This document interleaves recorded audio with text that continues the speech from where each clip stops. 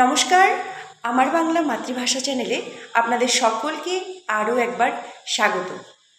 আজ আলোচনা করতে এসেছি আমরা আমাদের শিশুদের অর্থাৎ আমাদের সন্তানদের কি করে নির্ভয়ে শিক্ষাদান করতে পারি।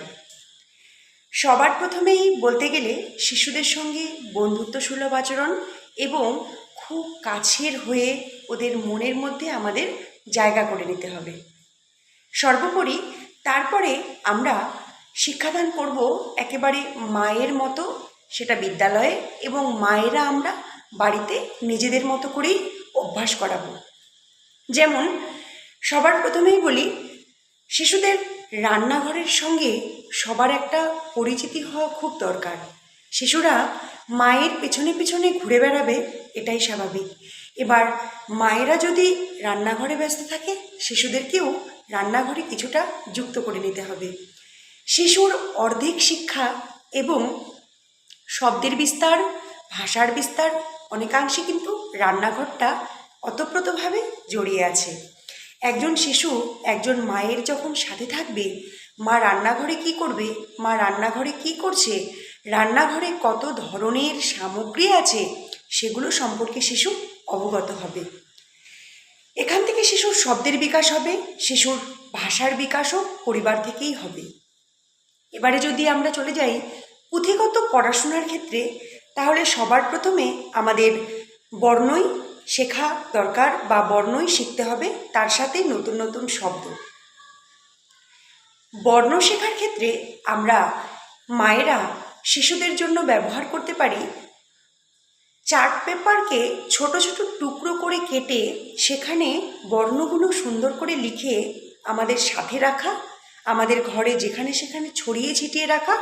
যেরকম শিশুদের খেলনাগুলো যেখানে যত্রতত্র ছড়িয়ে থাকে, ঠিক তেমনি বর্ণর সেই ছোট ছোট কার্ডগুলো যদি ঘরের যেখানে সেখানে থাকে, ওরা খেলবে এবং দেখবে, ওদের জানার আগ্রহ বাড়বে।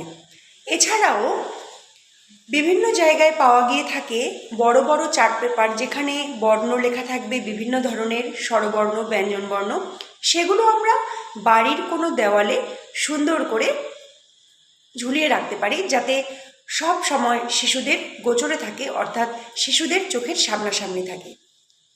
এরপরে শিশুদেরকে আমরা প্রথমে বারে বারে আমরা বলবো, তাদেরকে শোনাবো। আমরা যখন বলবো সেটা সঠিক হতে হবে এবং উচ্চারণ সুন্দর হতে হবে। শিশুদেরকে আমরা একটা জিনিস বারে বারে শোনাবো, এবারে শুনতে শুনতে তারা বলার আগ্রহ প্রকাশ করবে, বলার চেষ্টা করবে। তারপরে শিশুরা বলবে এবং শোনার পরে সে বলার চেষ্টা করবে। তারপরে একদিন সে নিজেই সেটাকে চিনতে পারবে, সে চিনে আমাদের অগোচরেই সেটা সে বলার চেষ্টা করবে। তারপরে আমরা লেখার দিকে এগোবো। আমার চ্যানেলে আমি কি করে বর্ণগুলোকে আমরা সহজে সঠিক ভাগে ভেঙে ভেঙে দাগের মধ্য দিয়ে লিখতে পারবো, সেই বিষয়ে অনেক ভিডিও দিয়েছি।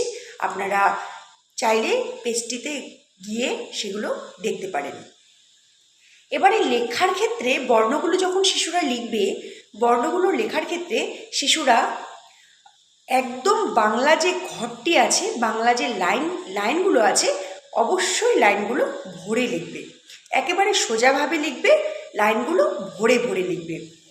সুন্দর হাতে লেখার জন্য সবসময় শিশুদেরকে ছোট অবস্থায় একদম ঘরগুলো ভরে ভরে লেখাতে হবে। যখন তারা লিখবে, তারা সঠিক বর্ণকে যাতে উচ্চারণ করতে পারে সেদিকে লক্ষ্য রাখতে হবে, বর্ণটা সঠিক হচ্ছে কি না সেদিকে লক্ষ্য রাখতে হবে। বর্ণ লেখার সময় আরও একটা বিশেষ গুরুত্বপূর্ণ দিক হলো, বর্ণগুলি কোন বর্ণগুলির মাথার উপরে মাত্রা আছে, কোন বর্ণগুলির অর্ধমাত্রা আছে। আমরা যদি মাত্রা জ্ঞান আমাদের সন্তানদের বা আমাদের শিশুদের সঠিকভাবে দিতে পারি, তবে অবশ্যই সুন্দর হস্তাক্ষর হতে বাধ্য। সুন্দর হস্তাক্ষরের জন্য অবশ্যই সঠিকভাবে বর্ণ শিখতে হবে, তা না হলে সুন্দর হস্তাক্ষর আমরা আশা করতে পারবো না।